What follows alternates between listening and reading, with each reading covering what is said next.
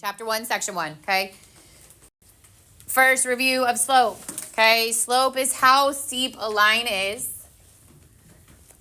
The variable is m. It is known as the change in y over the change in x. And if I am given two coordinate points, it's y2 minus y1 over x2 minus x1. We will eventually refer to this as rate of change. Like that's what your AP content refers to it as, but it's kind of the same concept. There are 4 types of slope. If my line is rising as I'm moving from left to right, it's positive. If it's falling as I move from right to left, it's negative. If it's vertical, then there's no slope or undefined slope. And if it's horizontal, then slope is 0, and it's a horizontal line. So sometimes we need a refresher on, like, what does it mean? If it's vertical, it means it's an x equals with no y. And if it's horizontal, it's a y equals with no x. Think that on a vertical line, no matter where I plot these points, the x stays the same. So it's always x equals the number. And on a a horizontal line, all these points, the x changes, but the y stays the same. So it's y equals a number.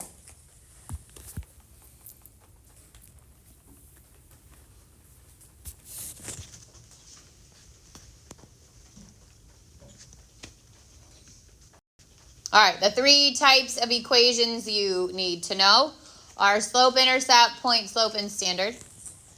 I would say most easily remembered is slope intercept. That's your y equals mx plus b, where m is your slope, b is your y-intercept. And we'll remember, just like with our other stuff, our intercepts we'll write in coordinate point form. So that would be 0b.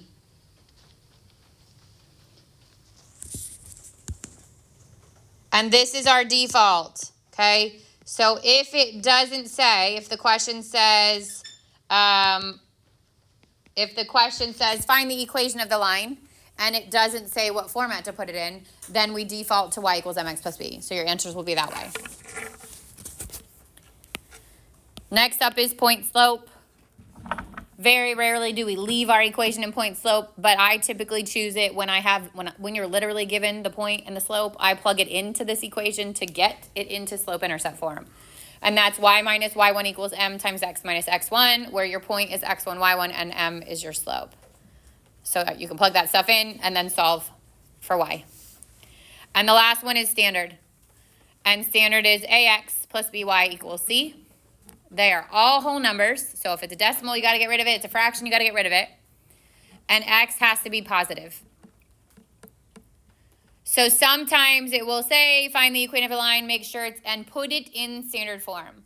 So if I had something like y equals 3x minus 4, and it wants it in standard form, then I would put the x and the y on the same side, so I can move the x to be on the y side.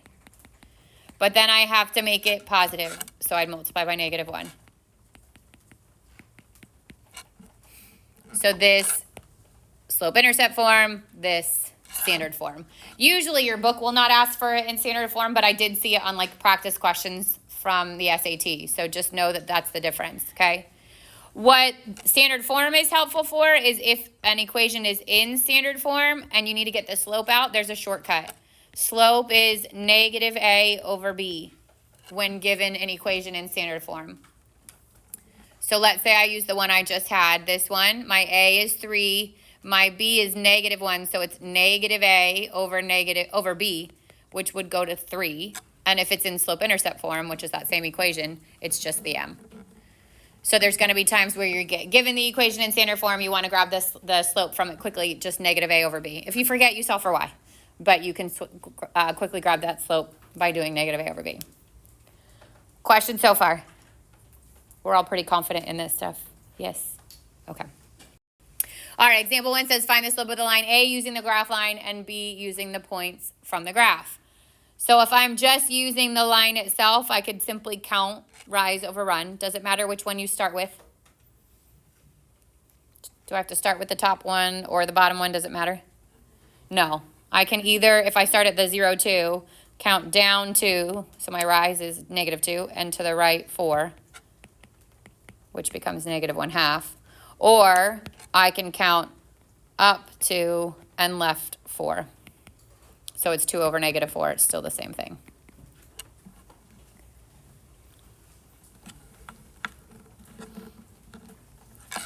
And then it says, using the points from the graph, well, if my coordinate point is 0, 2, and 4, 0, then y2 minus y1 over x2 minus x1 is -2 over 4, which is -1/2.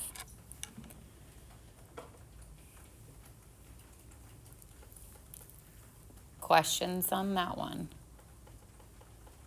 Probably not a test question, but it leads into what's coming. Okay. Example 2 says find the slope and the y-intercept and then graph these. A's already in slope-intercept form, so this should be easy. What's my slope? -3, which when I graph, it's going to be -3 over 1, right? Down 3 to the right 1. And my b is 2, which means my y-intercept is 0, 2. Good. So I'd start at 0, 2 on the y-axis.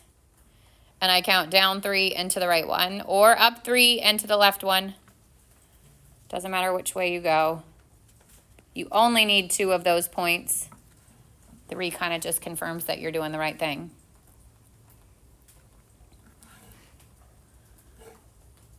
And B, there's a couple different ways to do this, but what's one way? I could do -a over b to get the slope. I think you said it. Or I could solve it for y, right?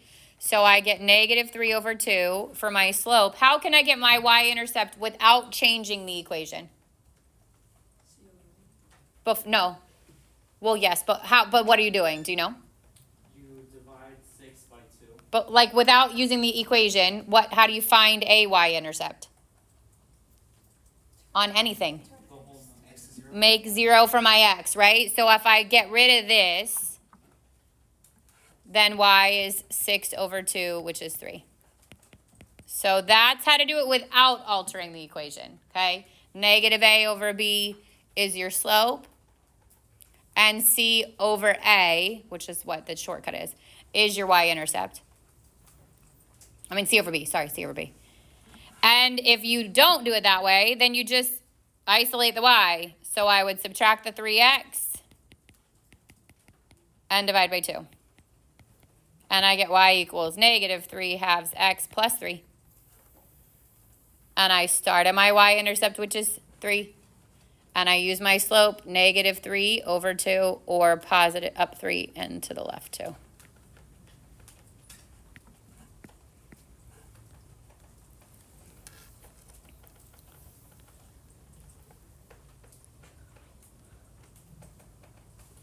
Questions on those?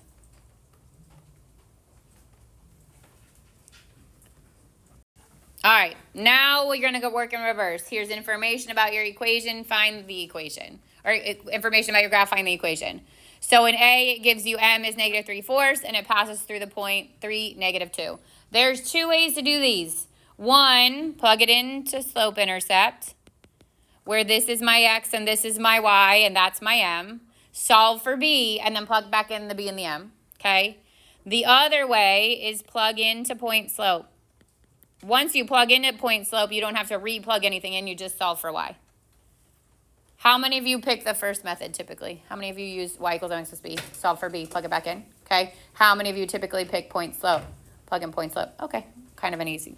I say when I get given point slope, I use the second one, but it doesn't matter. So then I'm gonna plug it in. I'll do this one, y equals mx plus b. I'll do the next one. Actually, the next one's a different situation. I'll do the point slope after. All right, so my y is -2 equals -3/4. My x is 3 plus b. So I get -2 equals -9/4 plus b. And then I would add the 9/4.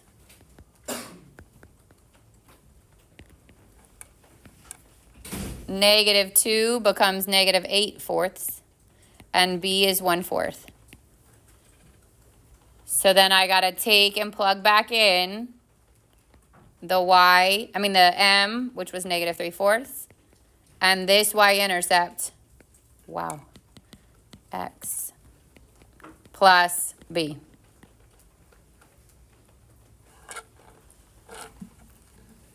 If you did point slope, then the y stays as the y. Subtract a -2, it becomes +2, equals the slope is -3/4. X minus the x1 is 3. And then I would distribute here. So y plus 2 equals -3/4 x plus 9/4. Subtract the 2. Y equals -3/4 x. 2 is 8/4. And that becomes plus 1/4. So you choose. You do whichever method you know you're going to get right, okay? All right, now look at B. What do you notice about B?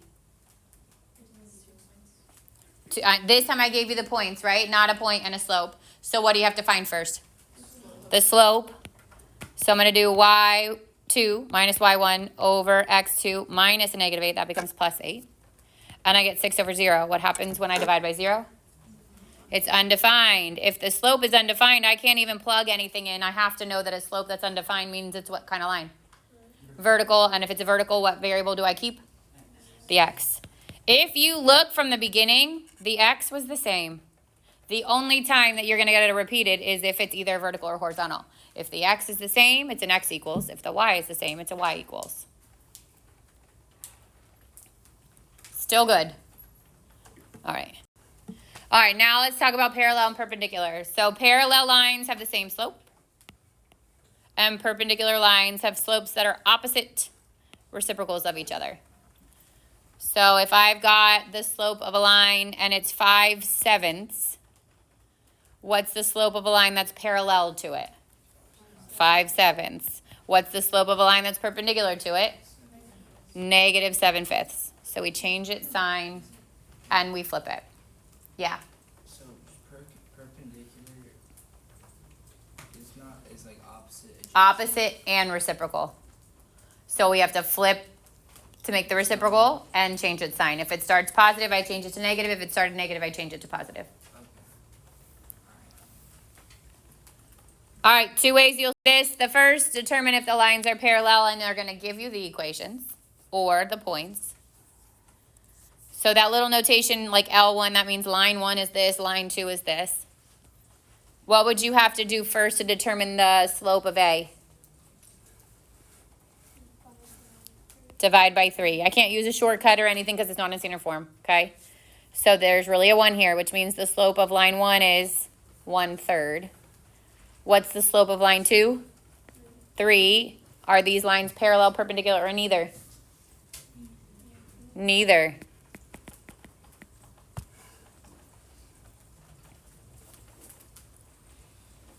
Then I go to B. I got to find it. y1 minus y2, or y2 minus y1 over 5 minus 0, which is x2 minus x1. I get 10/5, which is 2. Do the same thing for line 2. 1 minus 3/4 minus 0, -2/4, -1/2. What's the relationship between these lines? They're perpendicular. You can either learn how to spell it, or the upside down T means perpendicular.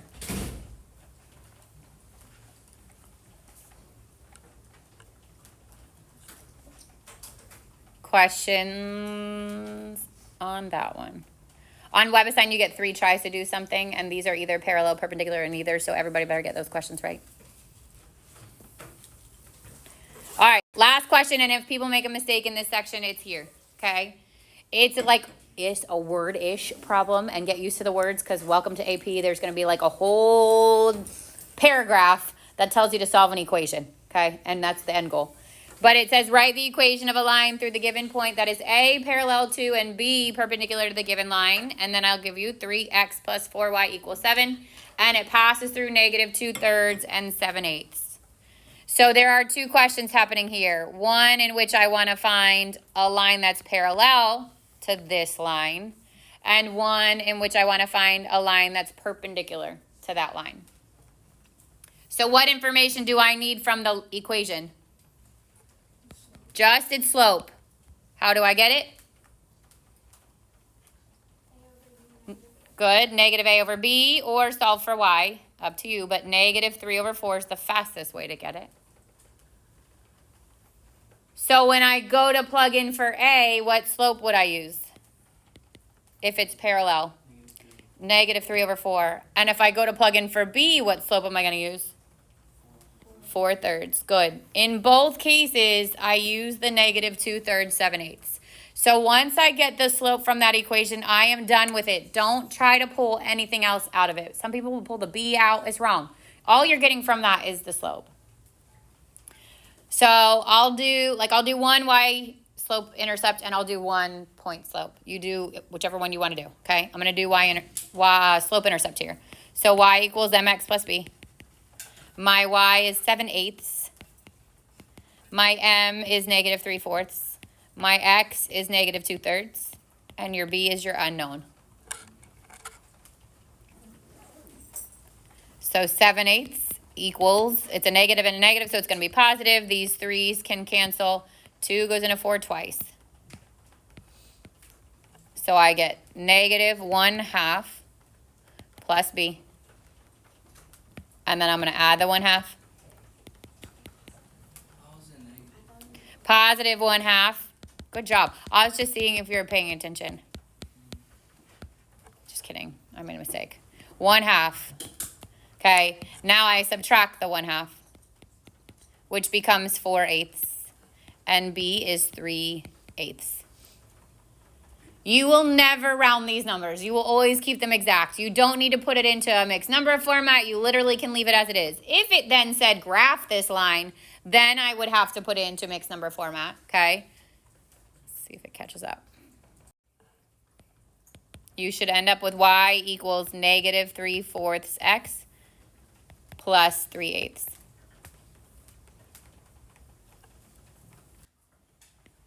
Which is 7/8, equals m, which is 4/3, times x minus x1, which is 2/3. So it becomes plus 2/3. Oh, wait, come on. Then I'm going to distribute. So I get y minus 7/8 equals 4/3 x plus 8/9. And then I'm going to add the 7/8. Fun. We're going to talk it out. 4/3 x, you got to find a like denominator between 8/9 and 7/8. I'm going to multiply by 8 on the 9ths, and I get 64 over 72. I'm going to multiply by 9 on the second one, and I get 63 over 72. And I get 127 over 72.